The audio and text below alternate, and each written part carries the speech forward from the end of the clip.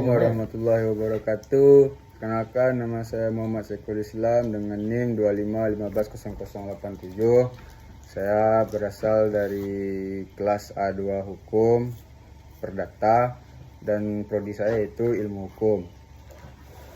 Oke, tanpa memperpanjang kata-kata, saya akan menjelaskan materi dari makalah yang saya buat, yaitu hukum perorangan. Yang pertama itu ada dari arti subjek hukum kecakapan bertindak. Subjek hukum merupakan setiap pihak yang menurut hukum dapat memiliki hak dan kewajiban. Dalam ilmu hukum, subjek hukum menjadi unsur penting karena tanpa adanya subjek hukum, hubungan hukum tidak dapat terjadi. Subjek hukum adalah segala sesuatu yang pada dasarnya memiliki hak dan kewajiban dalam lalu lintas hukum. Subjek hukum dapat berupa manusia sebagai pribadi kodrati maupun badan hukum sebagai pribadi buatan yang diakui oleh peraturan perundang-undangan. Dengan adanya pengakuan tersebut, subjek hukum dapat melakukan tindakan hukum seperti membuat perjanjian, memiliki harta kekayaan, mengajukan gugatan, dan mempertanggungjawabkan perbuatannya di hadapan hukum. Oleh sebab itu, pembahasan mengenai subjek hukum dapat selalu berkaitan dengan kecakapan bertindak dalam hukum. Oke, untuk selanjutnya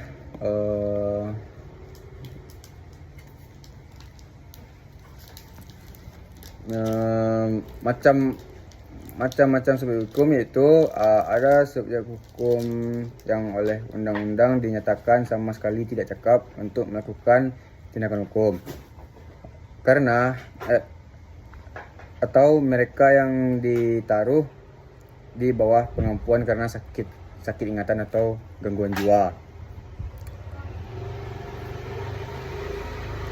Oke, ada yang tindakannya tidak bisa menimbulkan akibat hukum yang sempurna, atau anak-anak belum dewasa, atau yang umurnya belum mencukupi. Ada yang mempunyai kewenangan yang terbatas, dalam arti harus didampingi atau mendapat persetujuan dari orang lain. Salah satu syarat utama kecakapan bertindak adalah kedewasaan. Menurut ketentuan hukum perdata, seorang yang telah dewasa dianggap mampu memahami akibat dan tindakan hukum yang dilakukannya.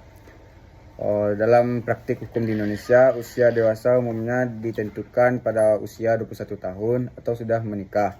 Dengan demikian, seorang yang belum mencapai usia tersebut pada dasarnya dianggap belum cakap untuk melakukan tindakan hukum secara penuh tanpa bantuan atau persetujuan wali. Anak di bawah umur termasuk pihak yang tidak cakap bertindak menurut hukum.